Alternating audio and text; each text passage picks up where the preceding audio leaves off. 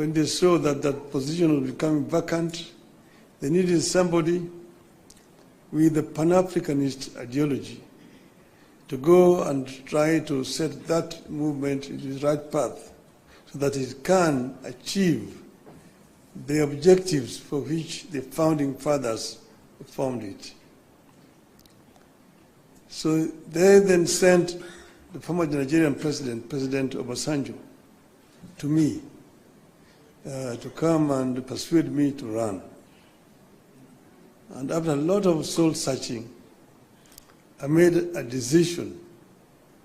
And some of you will have seen me with President Obasanjo on my side when I announced that I was going to run for the position of African Union chair. I did not expect to be supported by the Kenya government. But somehow out of blues, President Ruto announced that he will support my candidature. I thought this is a better way to get rid of him. Good riddance. I would say that, in respect of the motives, he actually was genuine because he followed that announcement by giving full support to my candidature. As you know, you cannot run for the chair of African Union without being sponsored by your home government.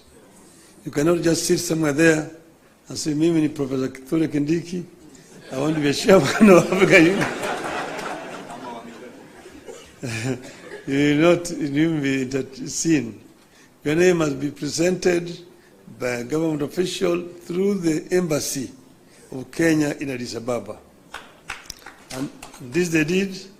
Not only that, they put also the machinery behind my campaign. And Mr. President Ruto himself called various presidents and made an appointment for me and also persuaded them to support my candidature. He himself invited the president from East Africa here in Nairobi to basically adopt me as a candidate for the Eastern region. And this they did.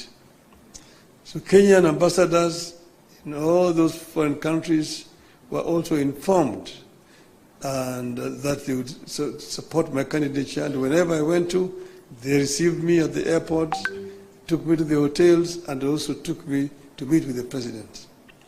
I was able to meet more than 40 presidents on the continent. And I traveled Africa from east to west, south to north, like never before. As you know that I have been the high representative of the AU on issues of infrastructure. So I'm not actually strange to these issues. I mean, continent. As you know that our continent has suffered seriously from innovations from outside. First was the slave trade that took so many of able manpower across the shores to go and work in the building of Americas, both North America and South America. Some were taken to Arabia, some were incarcerated there and died there. So that was the first. Then came colonialism, where they went and set somewhere in Berlin and partitioned Africa according to their interests. British, French, Italian, Portuguese, and so on and so forth. So Africa has suffered seriously. That was colonialism. Then when Africans fought for independence, they granted it, but it was a flag. But then there was also neocolonialism that came about, and Africa has continued to be marginalized. So I saw this and came up with a program of how we were going to deal with these issues. We campaigned strongly, and we went to Addis Ababa quite confident of victory. Before I went there, the women here, orange women in Nairobi, organized a prayer meeting for me in the Bomas of Kenya. And they prayed for my success. And I told them that they were only going to do two outcomes in Addis. One, we would win, in which case we would have succeeded. The other one, we would lose, but we would also have succeeded. Because I told them why, we will come back home. So east and or west, home is? West. So we are here. So when I came back, I went to meet with the president in Mombasa to thank him for the support that the government had given me during that campaign. And he was, of course, very gracious. And at that time, I found when the two teams from the parties had worked out on some documents that they wanted to be signed, I told him I cannot sign this document until I've consulted our people, my people. So I took time. From that time, I went to Kisumu. I met with the professor. I met with leadership and elders in Kisumu. I went to Siaya. I went to Migori. I went to Homa Bay. I went to Busia, where I met with all the leadership from all the 5 counties to Western. Then I went to the coast. I was in Mombasa. I was in Malindi, in Kilifi. I was in Kwale. I came back. I went to Wajir. I came back. Yesterday I was in Kisii. I was in Narok. I was in Nairobi, here in this same building here with leadership of Nairobi. That is what you call random sampling.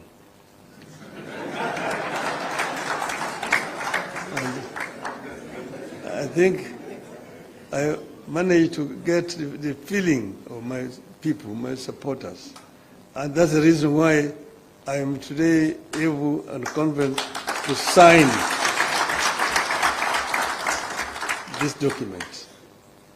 So I want to say this, of note. Today, we have signed a memorandum of understanding between Orange Democratic Movement and the United Democratic Alliance. The carrier goal of the MOU is to help ease the prevailing tensions in the country, reconcile the population, alleviate their suffering, and move the country forward by addressing the critical social, political, and economic issues our people are grappling with today. As leaders of the largest political parties in the country, we arrived at the understanding that in a time of significant changes and challenges to our nation, it is not enough to merely grandstand or stand aside and criticize, easy as those may be. They say, any madman can kick down a barn, but it takes a good carpenter to build one.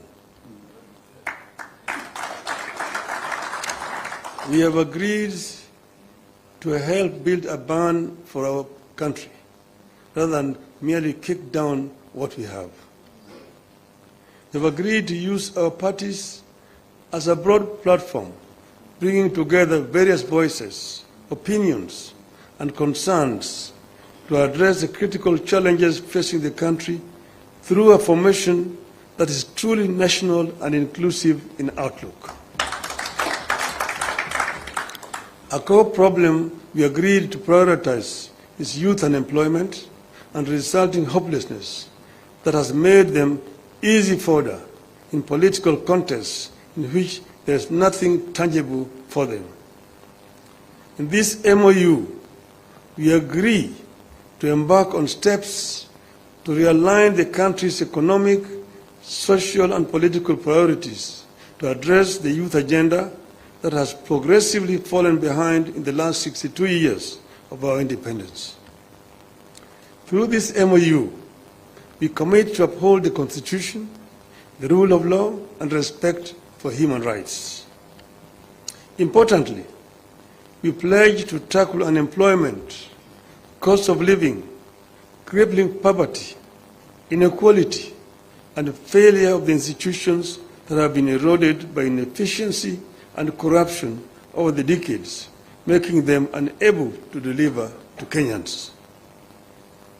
We seek a more equitable country in which all peoples of all backgrounds are included in the enjoyment of socio-economic benefits and are equal members of one indivisible nation. All Kenyans must feel that they belong here by right and the right to access, without any form of discrimination, whatever Kenya has to offer. We commit to protect and to strengthen devolution as a machinery for ensuring a more inclusive development across the country. In this regard, we will be tabling a proposal that the unbundling of functions that has been recently concluded, counties should get not less than 450 billion shillings in the 2025-2026 financial year. We will also seek the faithful flow of funds to political parties, being vehicles for the channeling of hopes and aspirations of the people. We will use this platform to revisit the constitutional provisions on leadership and integrity, corruption in public life, fundamental freedoms like free speech, protest and assembly, and preservation of the rule of law.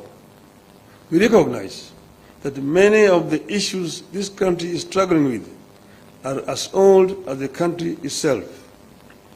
It will take mutual trust between leaders and the creation of a conducive environment for them to be tackled with honesty and objectivity in a broadly constituted formation.